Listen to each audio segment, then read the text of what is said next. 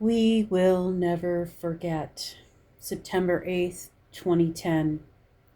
Repost in remembrance of 9/11, 2001. The baby boomers have vivid recall and a detailed answer to the question, where were you when Kennedy was shot? My generation of Xers have an equally powerful response to the question, where were you on 9/11, 2001? The terrorist attacks that occurred on 9/11 is the pivotal moment in history that has shaped my generation. On Tuesday, September 11th, 2001, at approximately 8:50 a.m., my husband, my son Nicholas, and I were driving down Capitol Boulevard in Raleigh, North Carolina, on our way to a zoning board meeting to protest our neighborhood developer from squeezing two houses in a 1-acre lot in our cul-de-sac. We all planned to wear red shirts that day so that we would be visible to the panel of members. We had the radio on and heard that a plane had crashed into one of the buildings at the World Trade Center in New York City. Being from the tri-state area and having conducted business in the buildings, our ears perked up. We were shocked as sketchy details were broadcast over the radio, but we were expected at this meeting and had to participate. We didn't know the scale of the forthcoming disaster. Around 10:30 a.m., our meeting was over. While we overheard some discussions in the hallway of the government building about what had since transpired, we still did not know the scope of the events.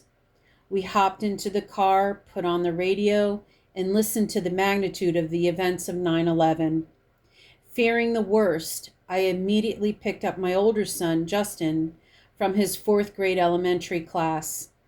I figure if we were going to die, we would at least be together.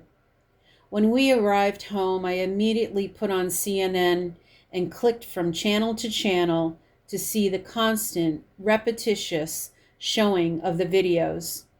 Needless to say, it was surreal. Tower 1, Tower 2, the Pentagon, Shanksville, Pennsylvania, and the mass of people covered in soot, dust, and God knows what else, trying to escape Manhattan. It all seemed like a bad movie. I was overwhelmed with tears. At this point, I wondered if I knew anyone who may have been in the Twin Towers at the time. Having worked in the insurance industry while living in Connecticut, it certainly was conceivable that a colleague or two may have been in the vicinity. I made a couple of telephone calls to former coworkers and friends and found that indeed meetings were scheduled for that day and a number of offices were hit where former workmates may have been. I lost 4 former friends and colleagues that day. Even though I now live in Raleigh, North Carolina, a good 11-hour trip from Manhattan, I still feel the pain and crazy emotion of that day. Distance may have removed me from some of the fallout, but in my heart I weep with the families and friends that were left behind. Rudy M. was a colleague from Johnson and Higgins who worked in the claims department. I had heard so many wonderful things about this man from my teammates who were lucky enough to meet him in person. I spoke to him on the telephone a couple of times, and his humor, laid-back personality, and positive energy always shined through. I remember reading his obituary, which pointed out what a great family man and soccer coach he was. Rich G. worked in the middle markets department of Johnson and Higgins when I first began my career at J&H as a technical assistant. We worked in the same area, and I recall him coming in most mornings with a smile, good morning, and infectious laugh. Rich enjoyed playing tennis and was devoted to his wife and family. Laura L. worked as a broker in the casualty department of Johnson and Higgins. She was smart, motivated, and fun-loving, but also very direct. She was studying for her MBA when I knew her. She traveled to Colorado during spring break to go skiing with Leanne. She had the prettiest green eyes that, when she grinned or laughed, would squint ever so slightly. Laura and I had interviewed for the same position at J&H. When I heard she was one of the victims of 9/11, I felt guilty for having got that job. I thought about her two very young boys who would grow up without knowing what a wonderful woman she was. I felt guilty that I still could mother my boys.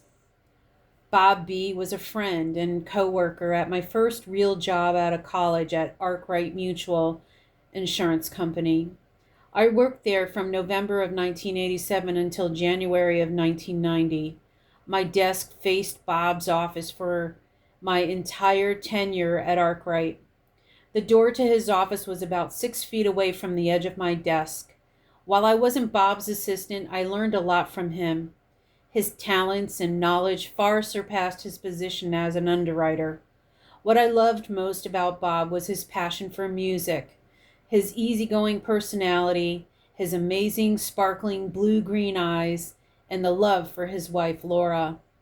I have great memories of going to Sam's in Port Chester to enjoy happy hour and shuffleboard with Bob and the gang from work.